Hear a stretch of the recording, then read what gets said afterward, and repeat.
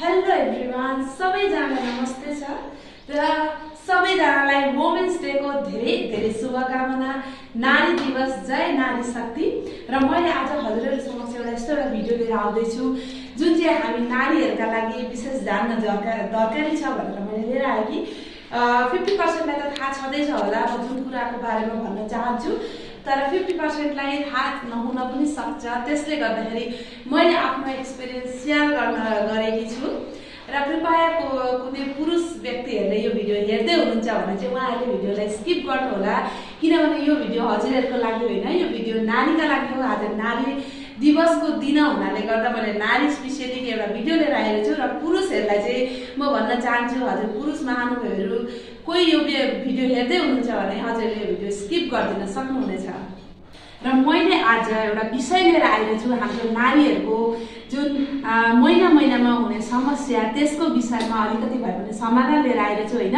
हजुरहरुले menstrual कपको बारेमा सुन्नु भएको छ कि छैन, कसैले सुन्नु भएको छ, कसै युज गर्दै हुनुहुन्छ, कोही युज गर्न सोच्दै हुनुहुन्छ, कस्तो हुन्छ के हुन्छ भन्ने डर छ मनमा भने चाहिँ मेरो यो भिडियो सम्पूर्ण हेर्दिनु होला। हजुरहरुलाई हजुरहरुको जुन भित्र डर छ त्यो डर एकदमै भाग्ने छ र मेरो भिडियो सम्पूर्ण हेर्दिनुहुन्छ भन्ने आशा छ। म फेरि पनि भन्न चाहन्दै छु जे कोही पुरुष महानुभाव यदि यो भिडियो हेर्दै हुनुहुन्छ भने चाहिँ उहाँले भिडियो कृपया गरेर स्किप गर्नु होला। यो भिडियो हजुरहरुका लागि होइन, यो ओन्ली फर लेडिजका लागि हो। र मैले आज लिएर छु मेन्स्ट्रुअल कप, जुन म 3 वर्ष लगभग भइसक्यो म युज गर्दै छु। एकदमै सजिलो लाग्यो। पहिले मलाई युज गर्ने बेला पनि एकदम टेन्सन भयो, कस्तो हुन्छ के हुन्छ, दिक्कत हुन्छ होला, केही सेफ्टी छ छैन हैन, त्यो विषयमा। र मैले एक दुईजनालाई सोधी खोजी गरेर म युज गर्न थाले। एकदम सजिलो, यस्तो राम्रो लाग्छ जे हजुरहरुलाई। र यहाँ हेर्नु होला, यो हुन्छ म चाहिँ यो लगाउँदै छु, यो चाहिँ एक्ज्याक्टली यो होइन, यो न्यू हो, मेरो पुरानो भइसकेको छ 3 वर्ष। यो हो पेट फ्री पिरियड्स भन्ने हुन्छ, यस्तो हुन्छ। हेर्नु होला, यहाँ हेर्नु होला, यो हो। र यसलाई कसरी युज गर्छ म हजुरहरुलाई त्यो पनि देखाउँछु।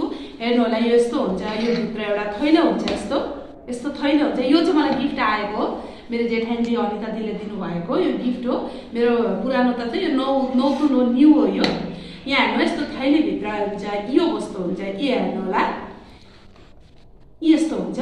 र यसका साइज हुन्छन् मिडियम साइज, स्मल साइज अनि लार्ज साइज गरेर 3 वटा साइज हुन्छन्। यो चाहिँ लार्ज हो, यो लार्ज साइजको। र आफ्नो साइज अनुसारले ल्याउनु पर्छ। जस्तै कि जुन बिहे नगरेका केटीहरुका लागि स्मल साइज हुन्छ, ठिकै हुन्छ।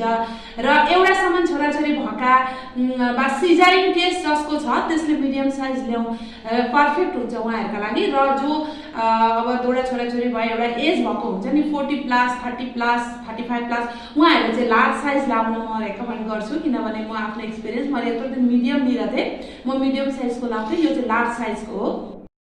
अब यो हेर्नु होला, यो एकदम स्मुथ छ। हजुरहरुको बडी भित्र जुन इन्सर्ट हुन्छ, हजुरहरुलाई के पत्तै पाउन जे यो वस्तु हजुरहरुको जिउ भित्र छ।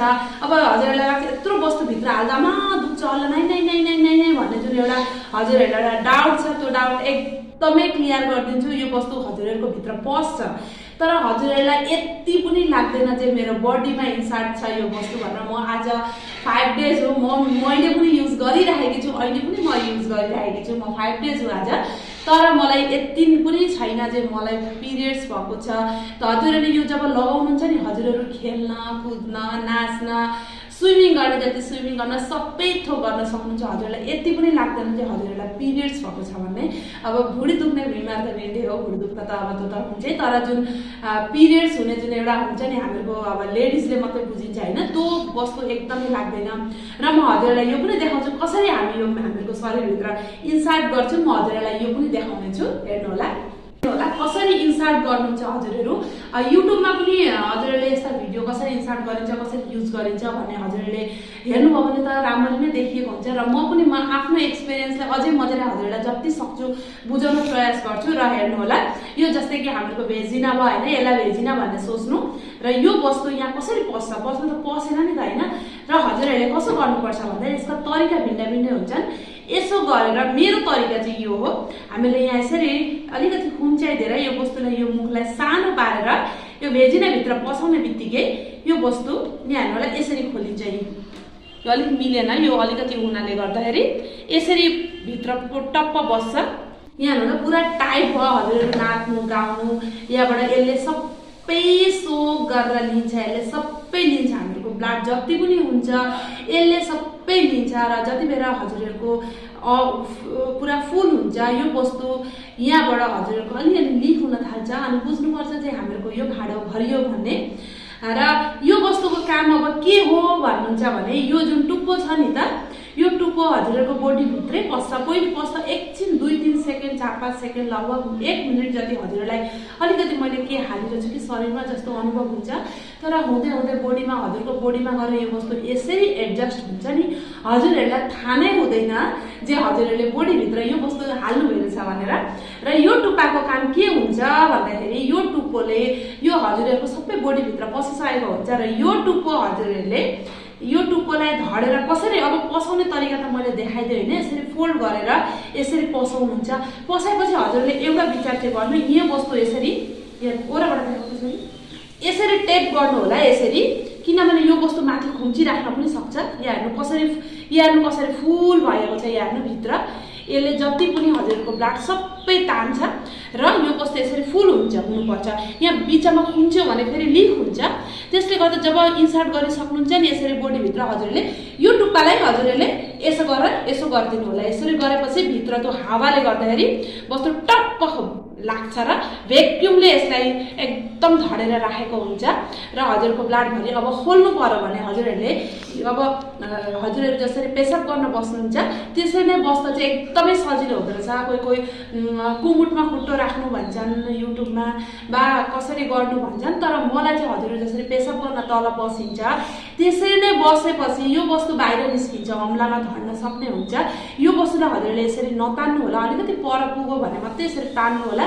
जब यो टुप्पो हजुरहरूले भेट्नुहुन्छ यो टुप्पोलाई हजुरहरूले यसरी चेपेर यसो गरेर यसरी निकाल्नुपर्छ निकालेपछि त्यो ब्लड यहाँ आउँछ र हजुरहरूले ब्लड फ्याँक्नु पानीमा पखाल्नु फेरि लगाउने बेलामा यसरी पनि लगाउन सकिन्छ यसको तरिका म भन्छु यसरी पनि लाउन सक्नुहुन्छ यसरी पनि छिराउन सक्नुहुन्छ हजुरले आफ्नो सुविधा यसरी पनि छिराउन सक्नुहुन्छ हेर्नु यसो गरेपछि हेर्नुभयो खोल्यो यहाँभित्र टप्प भएर बस्यो अनि निकाल्ने बेलामा यसलाई यो तलको टुप्पोलाई जसरी हामीले फोल्ड गरेर छिर्यौं त्यसरी नै यसलाई फोल्ड गरेर यसरी निकाल्नुपर्छ यो त अब यो बोतल हुनाले गर्दाखेरि अलिकति अप्ठ्यारो पर्यो त्यति अप्ठ्यारो पर्दैन सर्टसर्टै निस्किन्छ जब यो वस्तु हामीले यसरी खुम्चाउँछौँ नि टप्प निस्किन्छ अनि यसो गरेर पानी फ्याँक्नु पखाल्नु फेरि अनि अर्को तरिका हो यस्तो हो मलाई चाहिँ यो सजिलो लाग्छ यसो गर्नुभयो यसरी यो वस्तु चुचो पाएपछि यो सानो हुन्छ टप्प छिर्छ एकदम सजिलो लाग्छ हजुर जार्नी गर्दा पनि एकदम सजिलो हुन्छ पेट बोकेको हुन्छ हुँदैन कतै हजुरले जार्नी गर्नु हजुरले टाइम आएको छ भने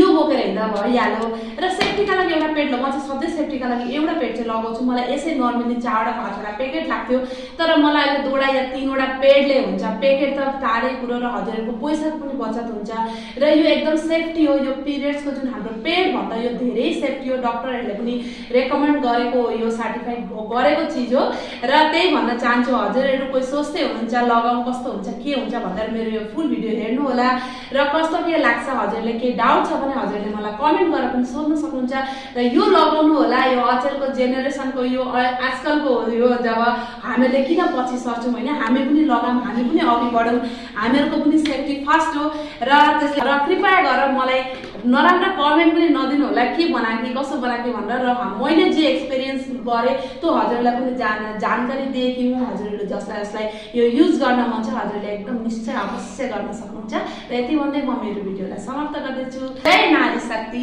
happy women's day to all